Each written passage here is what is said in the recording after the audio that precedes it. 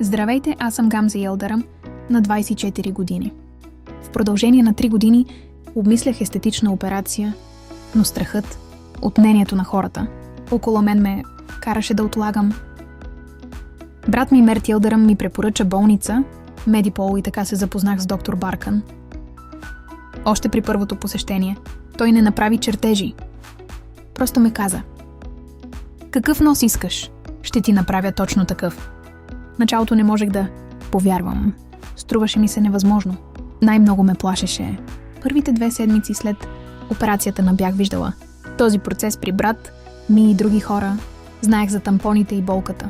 Но през цялото време доктор Баркън беше до мен. Винаги отговаряше на съобщенията ми, защото имах много въпроси и страхове. Ще остане ли носът ми подут? Ще има ли кървене? Ще мога ли да дишам нормално? Той никога не ме остави без отговор. Помогна ми да преодолея страха си. От операцията мина 1 година. Исках нос като на Барби и мисля, че точно такъв имам. Нямам проблеми с дишането, с обонянието, нито пък с хъркане. Носът ми е красив и функционален. Благодаря от сърце на доктор Баркън и на екипа на Медипол за всичко.